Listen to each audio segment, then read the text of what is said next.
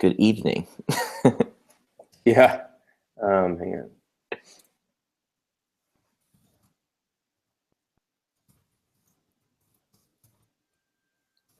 How's it going, everybody? We're going a little late tonight, just because as you guys have known from watching previous episodes, Basecamp 3 is launching this week to the first beta users. I think that's right, and you guys are slammed getting it ready. So Yeah, we are ready now.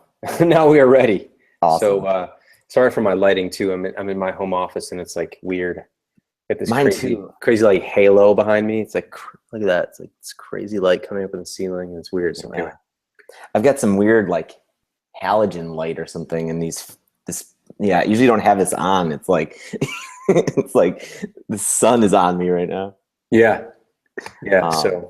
Anyway, so yeah, we'll keep it short. I don't know stuff. So one of the things that we were talking about, like that, I'm constantly thinking about, like, is simply just traffic and interest. Like I'm not a fan usually of, I don't know. I'm not that big of a proponent of taking out advertising. I feel like usually advertising ends up being like, often, especially with Google ads, like a race to the bottom where like everybody just competes for the next click. And like in the end, you end up, no one's profitable doing it. It's like everybody does it just because everybody else is doing it. Right.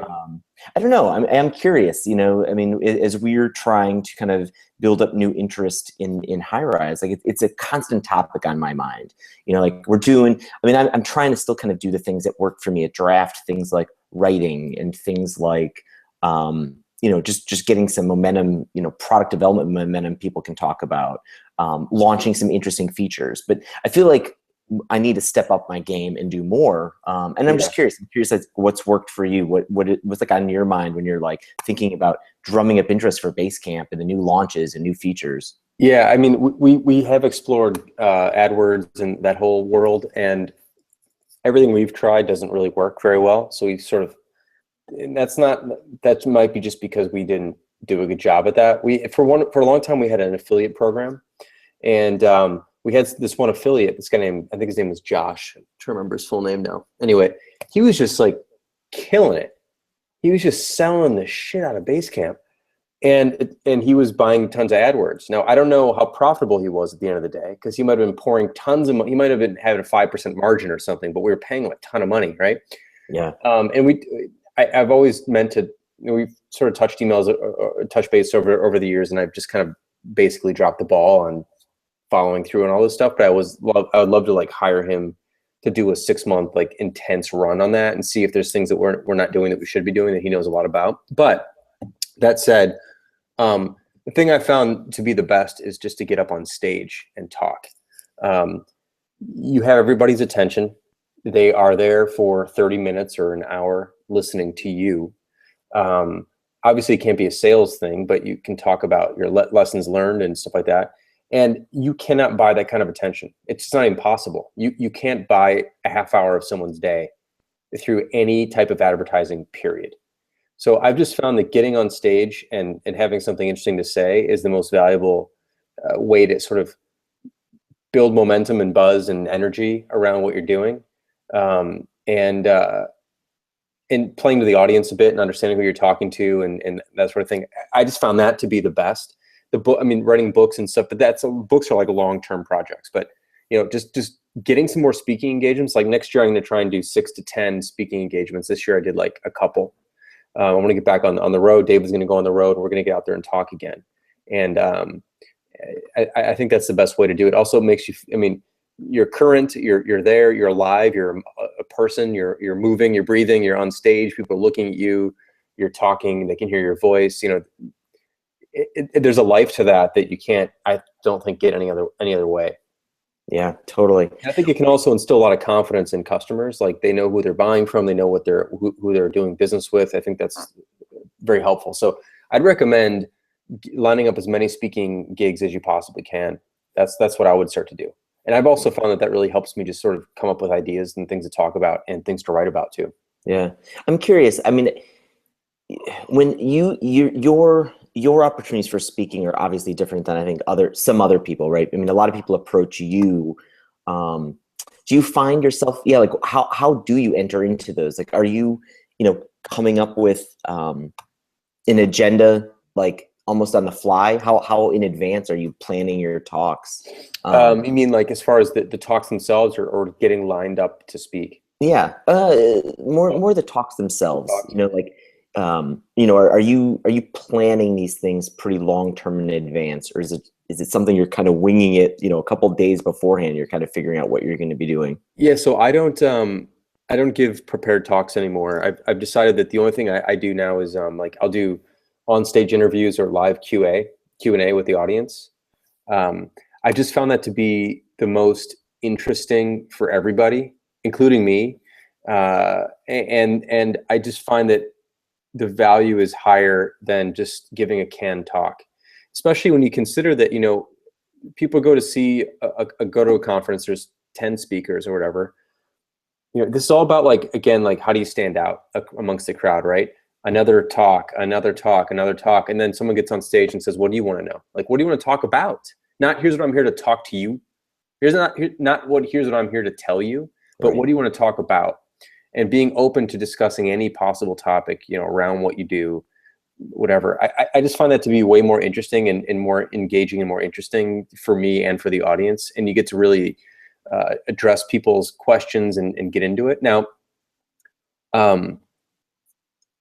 it helps to have sort of a back catalog of things that people know you for. So then, like, going into questions is easier because people may already have some things they want to talk to you about. But sometimes I'll give like a quick 10-minute talk about some topic that's on my mind and sort of just open it up after that. So if I have like a 45-minute talk, I'll give a 10-minute talk perhaps, and then the rest Q&A.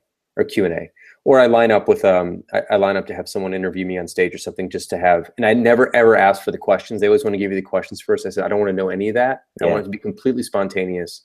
So that's how I do that. So I just find it to be better that way. And not all venue or not all conferences are up for that. So those that aren't, I don't speak at those, but a lot of them are now, and I think that's pretty cool. So I do that. I used to practice a lot. I used to do a lot of canned presentations, and I got bored, to be honest, with talking about the same planned thing versus being able to just talk to somebody as if I met them in the hallway and then talk. Like, you don't have a planned presentation when you meet somebody in the hallway. So why can't I do that on stage? Why can't I have a hallway type discussion on stage? And so that's what I've always tried to do, or not always, but what I've been trying to do over the last couple of years. Yeah. I do try and line up. There's a few talks I'm lining up now that I do line up far in advance, but then I'm open to quicker things. I typically don't like to book my time that far in advance anyway. Like, some people have asked me to speak next October. It's just too far away for me to commit to in most cases. It's just, I don't know what's going to be going on. I don't want to line up that far in advance. So I try and do things that are like 3-4 months out. Yeah. And then one other question about, like, you obviously, you write for Inc. magazine, and like, I've noticed you've written articles for other places. I noticed David in other places. I've seen him in a Fast Company article when Remote was coming out. Do you find you get any kind of bang for your time, like, writing for other sources? I think it is, although I can't measure it. But what I have gotten the sense of is that I reach an entirely different audience. I just don't think I'd be reaching that audience. Like, I think if I write on our blog or whatever, I'm reaching more of a tech-centric entrepreneurial audience. And when I write for Inc., I reach a much broader base of entrepreneurs. People who don't read blogs, or who maybe they do, but they're not reading, like, they wouldn't be reading mine. And they wouldn't be going to tech conferences because they're not in the tech industry. They're, they own a family, dry cleaning business with 6 dry cleaners, or like stuff like that. Or like, they own a restaurant chain, or I met a couple guys who own car dealerships, and they're just not like, I don't roll in their circles and they don't roll in mine. And like, they would never have known who I am, and I wouldn't know who they were. So that's why I think that's valuable. It's not, I don't know, but I get the sense from when I hear people write in and say, hey, I read your Inc. piece, or I'll meet someone and go, I really like your Inc. stuff. and then we just sort of talk, and we have nothing and nobody in common, like as far as overlap that they would have heard of me any other way. So I do think it's worth it. And also I get a chance to speak at like some Inc. conferences, and I got a chance to speak this CNBC conference with Inc. And then I got to meet this producer on CNBC, and I'm going to try and go get on CNBC in New York next time I'm in New York. And like, there's opportunities that line up that way because of that. Right. And then like TV, I've never really done a whole lot of TV, and TV is like a whole nother thing. So, you know, it opens up opportunities that you may not be getting if you're just sort of writing in your own world. Yeah, totally. Yeah. So I do think it's worth it. I do think it's worth it. But I mean, I've been doing it for, I think like something like 3 years now, or maybe longer. I'm not even sure how long it's been. And, you know, it takes a while to build up the audience as usual. But I do think and I've been through like 3 or 4 different editors there. And so, you know, things change there, but you're hard to work with. I'm just kidding. No, actually, you know, it's hopefully not. I am bad. No, I actually am bad. I'm a procrastinator when it comes to writing. So like, I'm a little bit tough there, but no, my editors have sort of, one of them left to go to work in another publication. Another one like became more of a writer themselves. The one I was working with now, she's on maternity leave. So you know, yeah. Anyway. Cool. I'm just kidding you. I know you are. I know. I could be though. No, that's good. And well, to close off, like, I mean, it's interesting. So we just broke 1,000 people. Yeah, 1,006 or something. We have. Yeah.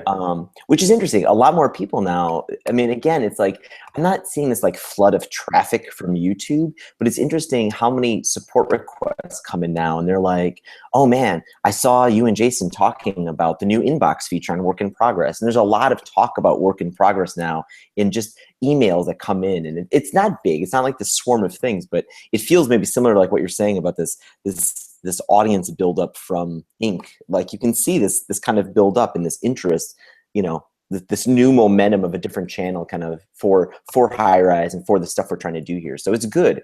It is a different crowd, and like that's what's sort of nice because you can saturate your own, like you can saturate your audience, and then everyone just becomes a bit numb to it because they've heard it all before and whatever. But your message is new to so many more people than you ever knew before. But if you keep talking to the same people, you lose. You know, it's not as impactful anymore because they've already heard it. Right. And I think the YouTube stuff's interesting because we have over 1,000 people now, which is a really nice subscriber base to get started here. We've only been doing this. This is our 40th show, I think, or something like that. Like that's pretty good. I feel pretty good about that. Basically picking up 20 subscribers a show, if you want to think about it that way, and I feel like it's accelerating a bit in some ways. Like I think it took a while to get to like 500, and I feel like it kind of, I haven't looked at the chart, but I get a sense that it sort of grew pretty fast or much faster after that. Yeah, and it's not just YouTube. We've got plenty of people now listening to us on SoundCloud, on iTunes now. I barely even pay attention, but we've got stats going up there too. Yep. Cool.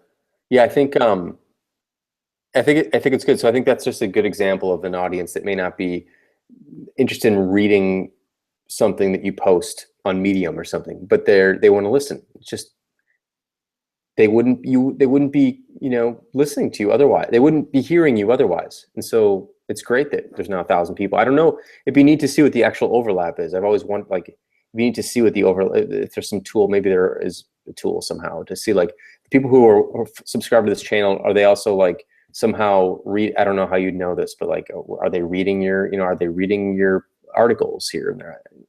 What is the new audience? Not just the recurring audience. That's interesting. Yeah. I guess we could survey some folks through some certain channels, like put out a survey on Twitter and, hey, where are you paying attention to us? Yeah, it's true. Totally good. Cool. Yeah. All right, dude. You get some sleep. Yep, you too, man.